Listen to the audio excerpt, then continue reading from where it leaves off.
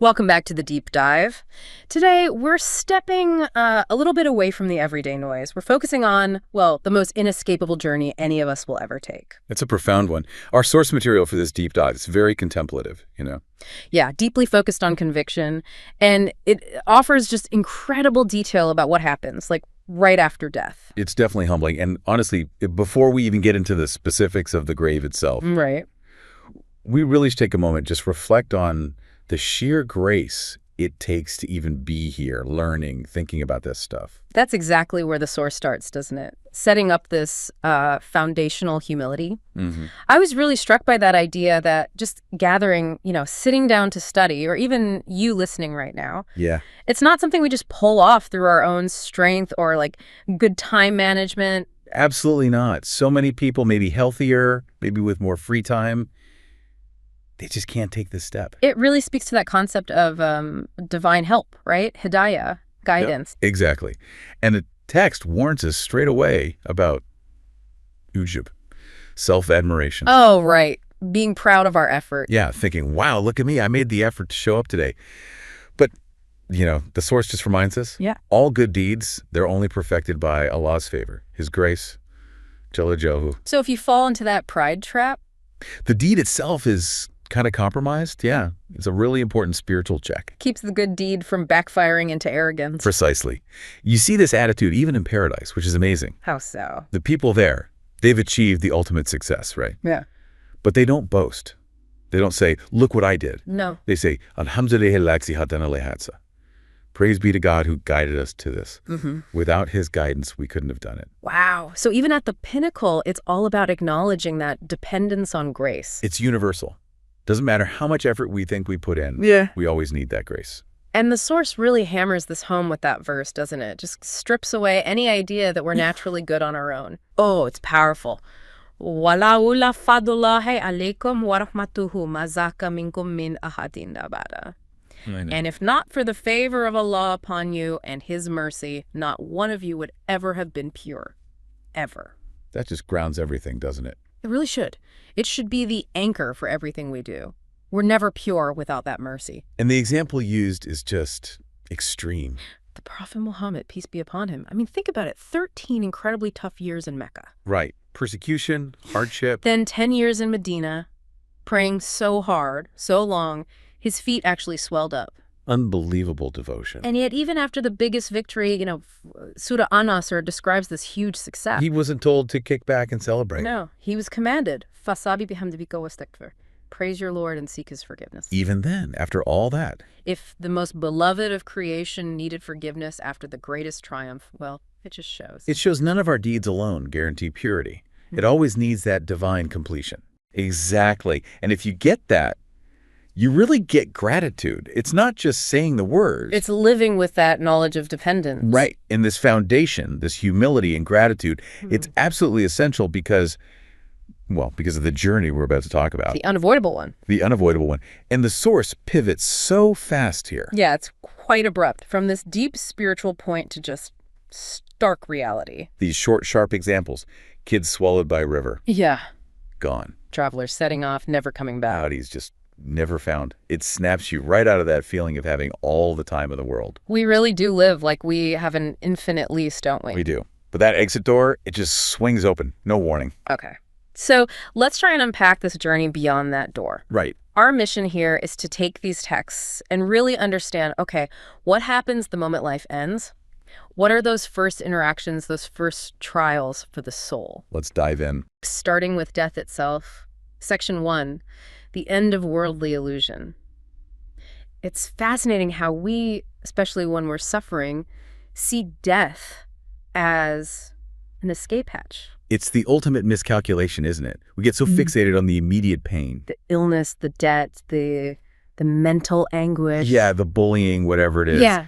And we start thinking death means raha, rest, peace. If I just die, it'll all be over. That's the thought. The sickness will be gone. The debt collector won't find me. The pain will stop. And the world, sadly, kind of reinforces that illusion of finality pretty quickly. Oh, it does. The source points out how fast we forget. It's almost brutal. The body's barely cold and... The house is on the market. The money's being divided up. A widow After that waiting period, 4 months, 10 days. Might already be remarried? Might be. The person is just erased from the day-to-day world incredibly quickly. That's why the Prophet warned against wishing for it then. La yatamanna ahadukum al-maut. Exactly. Don't wish for death. Because it's not rest, it's hadimiladza. The Terminator. The terminator of all pleasures. But crucially, it's also the end of all opportunity. Ah, that's the key point the source makes. It's not the end of suffering, necessarily. It's the end of earning. Precisely. While you're alive, you still have this incredible power. You can say just one subhanallah. Just one glory be to God. And the source uses this powerful image. That one phrase, said sincerely, could be better than owning all of Jakarta. Wow. Think about the weight of that, the value on the eternal scale. And then poof, that opportunity is just gone forever. So the real problem isn't dying. It's what comes after. It's being buisna, resurrected, and then facing the accounts for everything. That accountability. That's the part we miss when we think of death as escape. Totally. And this completely reframes things like suicide, doesn't it? How so? The person does it thinking, okay, burden lifted, no more debt collectors, no more suffering. But the source paints a very different picture for those who get their record in their left hand. Oh, it's terrifying.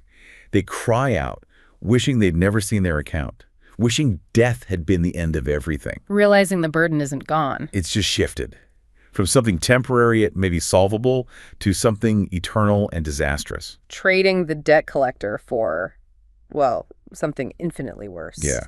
The fleeting pains of this world are gone, but now you're left with just the balance sheet.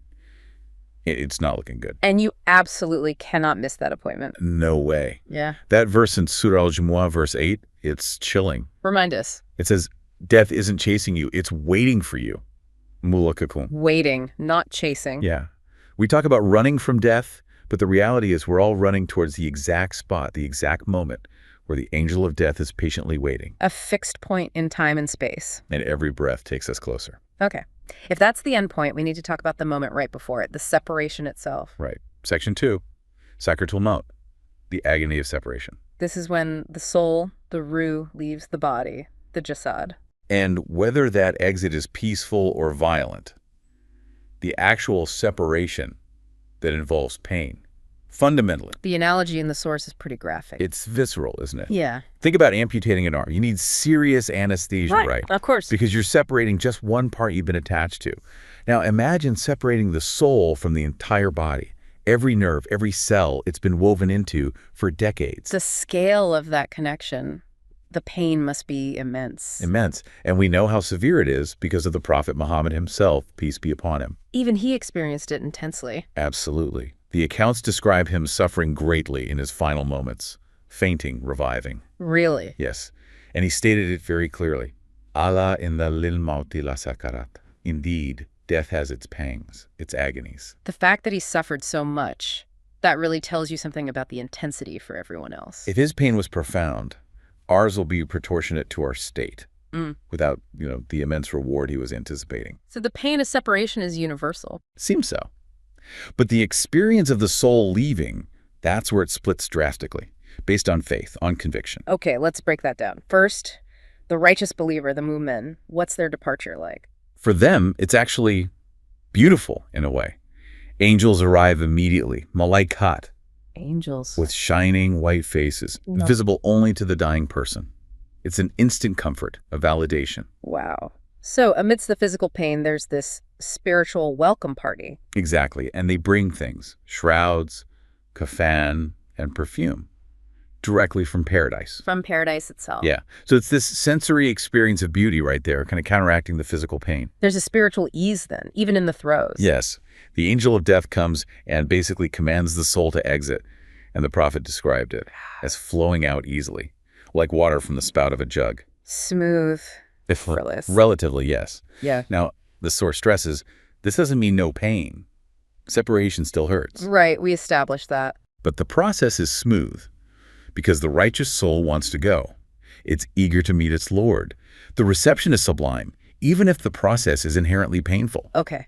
Now contrast that with the wicked, the unbeliever, the fajir or kafir. Oh, it's completely different. For this soul, the extraction is a violent struggle. Why? Does it not want to leave? It resists desperately. It clings to the body because it knows. Yeah. It knows it's heading towards punishment. It can sense that the welcoming party isn't there. Exactly. No beautiful faces, no fragrance from paradise, just the dread of what's coming. So it fights leaving. And the extraction itself, the description is harsh. It's incredibly severe. Yeah. The prophet likened it to pulling a serrated wire through wet wool. Oof, you can almost feel the friction, the tearing. It tears the veins, the sinews, and then you have that image from Surah Al-An'am. What's that? Where the angels stretch out their hands, basically yelling, Kulwerkan jiwa kalian, expel your souls. Forcefully. Yeah. Humiliatingly. It's not invited out. It's dragged out. Its torment, its azab, begins right then and there. So once that separation is finally complete, the people left behind, we get busy with the body, right? Yep. Funeral logistics, paperwork, calling relatives. But the soul, the ruh, it's already moved on. It started its own journey. Instantly. Which brings us to section 3. The celestial journey of the soul. Life in the barzakh. And this contrast you mentioned, it's quite humbling. It really is. While the family's down here stressing, should we wait for Uncle from Padang? Is the cemetery plot ready? Yeah. The ruh is already traveling, maybe faster than light. Its destiny is already unfolding. Okay, let's follow the righteous soul first, wrapped in that heavenly shroud. It's carried upwards by those angels, up to the lowest heaven. And it ascends through all 7 heavens. It does. And at each gate, the angels guarding it ask, who is this? And how is it identified? Not just by its name, but by the most beautiful name it was called on earth. Oh, that's significant. It links their earthly character to their heavenly past. Absolutely. Your reputation, your essence, precedes you. It keeps going up until the 7th heaven. And there, Allah himself decrees, Uktubu kitaba abdi fi Ilian. Record my servant's book in Ilian. Ilian. What exactly is that for those who might not know? It's not just a high place. It's like the highest, most elite registry. The record book of the truly righteous kept way up high near the throne. So getting recorded there is like the ultimate validation and eternal success confirmed. Pretty much. But the soul doesn't get to stay there just yet. It has to come back down, back to earth. Yes. Immediately. Why? If its place is secured up high. It's based on that core principle of creation and return. Remember, from the earth I created them. To the earth I will return them, and from the earth I will bring them forth again. Right. So the soul is commanded back to its grave, to its body, essentially, regardless of the body's physical state. It has to face the trial there. Okay, that brings up the question people always ask. Yeah. What if the body is, gone, lost at sea, burned, eaten by a shark? How does the soul return to that? Yeah, it's a common question. And the source tackles it directly. Our human logic struggles with scattered atoms, right? Totally. But the answer is simple. Allah is ala kulli shay'in qadir, able to do all things. For limitations don't apply. Not at all. Those components, no matter how tiny or spread out, will be brought back together for that trial in the grave. Reassembly is not an issue for the Creator. Okay. Now, the flip side. The terrifying journey of the wicked soul. It's also carried upwards initially, but its passage is completely different. It's marked by repulsion. How so? Wherever it passes, the angels recoil and ask, Mahuhul kabith. Whose stinking soul is this? Stinking, literally. The description implies a spiritual foulness, an odor so bad it announces the soul's arrival in the worst way. And the identification, is it also by name? Yes, but the opposite. It's identified by the worst name or alias it was known by on Earth. So if someone had a decent birth name, like Sirajuddin in the example. But everyone knew him by some awful criminal nickname. That's the name that follows him. It's a condemnation of the life he actually lived. What happens when the soul reaches the gates of heaven? They don't open. Flat out rejection. Never open for this soul. And the source uses that incredibly strong metaphor. The camel through the eye of the needle. While Yad Kulunal Jannah, they won't enter paradise until a camel can pass through a needle's eye. Which means? Absolute impossibility. Utter finality. At least for the one who died firmly in a state of disbelief. Of kufr.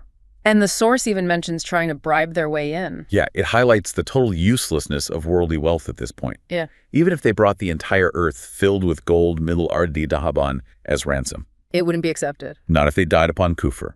Fundamental disbelief nullifies everything else. Money means nothing there. It's such a stark contrast to the simplicity of what saves the believer. It's breathtaking, isn't it? The source reminds us, the believer could be saved from the fire with just half a date given in ardi. Half a date. If given with sincere faith. It's not about the amount of wealth. It's about the conviction. La ilaha illallah, the testimony of faith. If that conviction is real, even the smallest good deed has massive weight. Immense eternal weight. Okay, so whether welcomed or rejected by the heavens, the soul returns. Back to the grave, back to its point of origin on earth. Ready for the next stage. The trial. Which brings us to section 4, the trial of the grave. Fitna al-Qabr. But just before we get into the mechanics of the trial, the source pulls us back again. To what? To the urgency of remembering all this. We're commanded. Aksiru dikro mot. Remember death often. Why the constant reminder? Because we forget instantly. The second this deep dive ends, we're thinking about lunch, about that meeting, about family stuff. The everyday just swamps the eternal. Completely. And death just doesn't wait for a convenient moment. The source gives those examples again. Car crashes, sunken ferries full of people planning their next 5 years. It's sudden. And that urgency connects to how we should handle the deceased, right? Absolutely.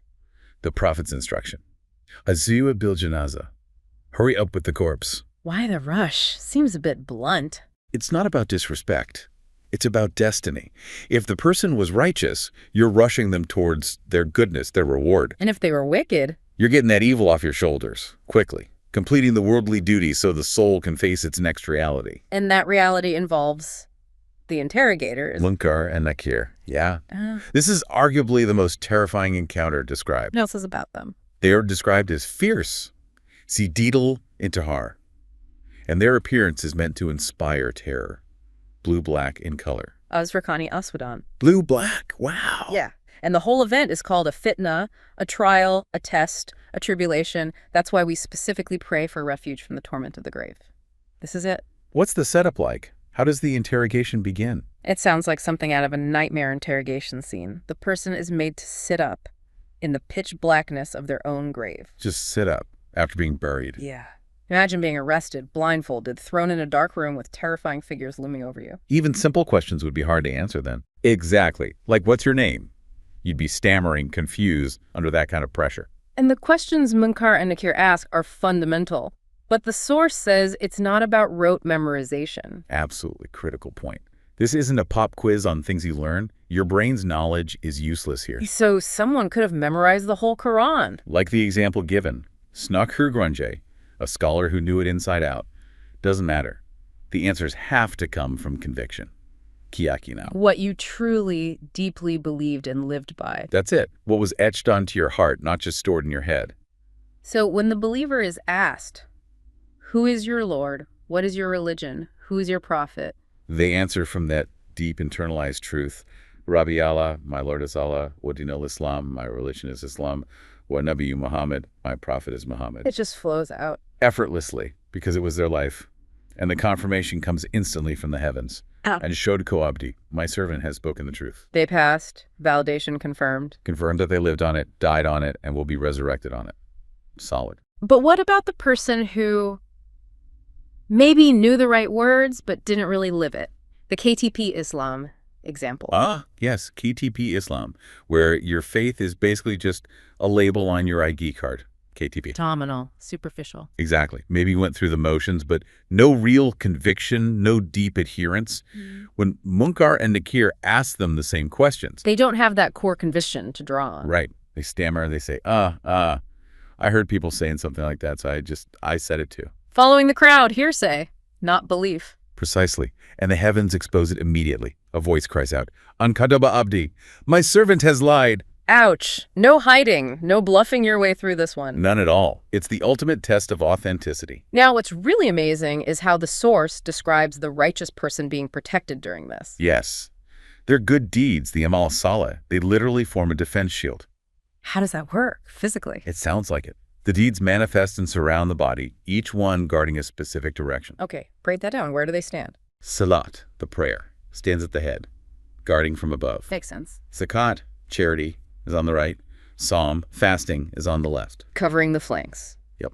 And then all the other general good deeds, keeping ties with family, Salatu Rahim, encouraging good, Maruf, acts of kindness, Shi'asan, they stand guard at the feet.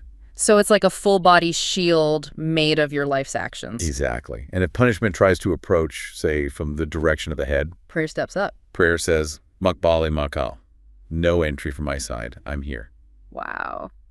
But the source adds a crucial condition, right? About the deeds being complete. Yes, this is critical. That protection only works if the deed was done properly, completely. So if someone only prayed on Fridays, neglecting the daily prayers, that prayer shield is incomplete. It's got holes. It can't offer full protection from that direct. Same for charity if it was minimal or absent. The right side is exposed. Exactly. It forces you to look at the quality and completeness of every pillar, every good action. Was it sincere? Was it consistent? If all the deeds are complete and they repel any attempt at punishment, then the angels can't touch the person. They're told simply, sit down. Trial passed. And then the reward will kick in instantly. Right into Section 5, rewards and punishments in the Barzakh.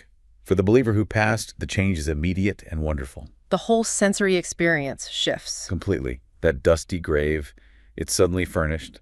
A carpet from paradise is laid out. From Jannah itself. Yep. And remember that door to paradise we talked about during the soul's ascent? Yeah. It opens right there, into the grave, letting in the scent, the air, the feel of paradise. So the grave becomes like a window, a preview. A very real sensory preview. And then the grave itself expands. How much? As far as the eye can see. Mada Bishar, the source connects this back to us, you know? How? We chase huge burial plots here, spend fortunes on space. But true luxury, true expanse in the grave comes only from your deeds. They make the space. That's a powerful thought. And the person isn't alone anymore either. No more solitude.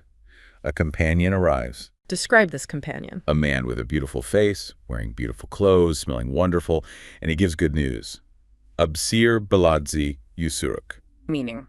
Be pleased. Rejoice in what delights you. This is the day you were promised. The person must be overjoyed, but maybe confused. Exactly. They ask, who are you? Your face brings such goodness. Any answer. Ana Amaluk Salah. I am your righteous deeds. Whoa! Your actions literally become your beautiful companion. Every prayer, every act of kindness, every bit of patience, embodied. What comfort could be greater? It's the ultimate validation. Proof that nothing good was wasted. And the soul, feeling this bliss, this preview. Yeah, it gets eager. Eager for what? For the real thing. It realizes where its true family and wealth now lie. So it pleads. What'd you say? Ya Rab, Bankit Kiamat. Oh Lord, bring on the hour. Start the resurrection. Let me go to my real home in paradise. Wants to fast forward to the end. Understandably, but it's told gently. Uskan. Rest. Be still. The time isn't yet. So their state in Barzakh is peaceful waiting, anticipation. Yes. A state of partial bliss, security, and longing for the full reward. Yeah. Until the day of judgment. Okay, now we have to face the other side. The horrific alternative for the wicked, the hypocrite, the one whose lie was exposed. Yeah. The shift is just as immediate, but in the opposite direction. Utter horror. The sensory experience flips entirely. Instead of a paradise carpet, a carpet from the fire is laid out. In the grave. Right there. Instead of fresh air from Jannah, a door to hell opens, blasting in its heat, its stench, its smoke, summum and hamim. And the grave itself doesn't expand. It constricts violently, crushing the person until their ribs interlock. Awful. And the companionship, is there a companion for them too? There is, but it's a source of pure torment. Who appears? An incredibly ugly man. Foul clothes, disgusting stench. And he brings the opposite news. Absir Baladzi Yasuk. Meaning? Be grieved. Prepare for what afflicts you. This is the day you were promised. The day of your doom. That the person must react with anger, fear. They lash out. Who are you? Your face brings evil. And the reply? Ana Amalukal Kabet. I am your wicked deeds. Oh, wow. Every lie, every cruelty, every neglect, embodied as this hideous tormentor. Your own evil becomes your closest companion. And then the physical punishment begins, what the source calls the great beating. This sounds terrifying. It is. Allah sends a specific angel. This angel is described as blind, deaf, and mute. Why those characteristics? Can't see the victim's suffering, can't hear their screams, can't speak words of mercy. It's an instrument of pure, unrelenting punishment. And this angel has a weapon. A massive iron hammer. A mizrabah. And the source gives us a sense of its scale. The Mount Semeru analogy. Yeah. If you hit Mount Semeru, the biggest volcano in Java, with this hammer, it would turn the entire mountain into dust. Instantly. That's unimaginable power applied to a person. Applied directly to the wicked person in the grave. They are struck with this hammer until they are pulverized into dust. And then, is that it? No. Instantly, they're reconstituted, put back together. And struck again over. Continuously. And they scream. Oh, they scream. A sound we can't hear. Thankfully, no. The source says this scream is heard by everything else in creation. Animals, plants, rocks, other angels, everything except humans and jinn. Why not us? Apparently, if we heard that sound of pure agony, we'd just faint on the spot. Or maybe die from shock. And this beating, it just continues. Non-stop until the day of judgment finally arrives. This state, whether the peaceful waiting or the horrific torment, this is what the source calls the first stop. Alu manzilat min manzil akhira. The first station, the first terminal of the hereafter. It's the entry point. The check-in. And how long you spend at this first stop. That's the part that should really, really make us rethink everything. Right. This brings us to the outro, the preparation aspect, the time factor. This is where it gets, as you said, really interesting. We need to do that calculation the source provides. Comparing our lifespan to the time spent in the grave in Barzakh. Okay, let's use the numbers given. The prophet, peace be upon him, lived 63 years on earth. Okay, relatively short. Now, based on the Islamic calendar, around the time the source was likely referencing, around 1443 Hijri, he passed away in 11 Hijri. So 1443 minus 11. That's 1,432 years. 1,432 years spent in the grave. So far. 63 years of life versus over 1,400 years. Just waiting. Yeah, and we have no idea how much longer Barzakh will last until the day of judgment. Could be thousands more years. Could be much longer. The earthly part is just a blip, a tiny fraction of the total time until the final reckoning. It forces that practical question, doesn't it? The travel analogy. Yeah, explain that again. If you knew you were taking a trip, 2 days spent packing and preparing here, okay, and then 2,000 years waiting at the destination before the main event. Where would you put your energy? Your resources. Obviously. You'd make sure those 2,000 years were comfortable. You pack the essentials for that part. You wouldn't obsess over optimizing the 2-day prep phase. But in reality, yeah, we do the opposite. Completely backwards. We pour all our energy, focus, worry, investment into maximizing the, say, 70-year earthly journey. Our careers, our houses, our savings plans. All geared towards this tiny slice of existence, while largely ignoring the potentially thousands of years waiting in Barzakh. So what's the takeaway? What does the source demand of us? It's the sharpest wake-up call imaginable. Every single choice we make right now. Right. That extra effort to say subhanAllah when you're tired, insisting on finishing your prayer properly when you're distracted, giving that small bit of charity when it felt inconvenient. Those aren't just fleeting moments. They're not. They are the actual material you're weaving into your beautiful companion, your fragrant clothes, your defensive wall for the grave. For when you are utterly, completely alone, except for your deeds. That's the point. When everything else is stripped away, that's all you have. You know, we often get caught up asking the wrong question about death. What do you mean? We focus on the when. When will I die? We treat it like this unknown future event. Right. It feels distant. But based on everything we've just discussed, the agony, the trial, the companion, the waiting, the truly urgent question isn't when. It's how. How are you preparing right now, today, for that moment when death isn't chasing you but waiting for you? That's it. Are you weaving the beautiful companion or the hideous one? Are you building the shield or leaving gaps? We have to ensure our amal saleh, our righteous deeds, are solid enough, sincere enough to be that comfort, that protector. Because when that moment comes, and it will come for every single one of us, the only things that will matter are the conviction in our hearts and the record of our deeds. That's the real preparation needed for the immensely long journey ahead.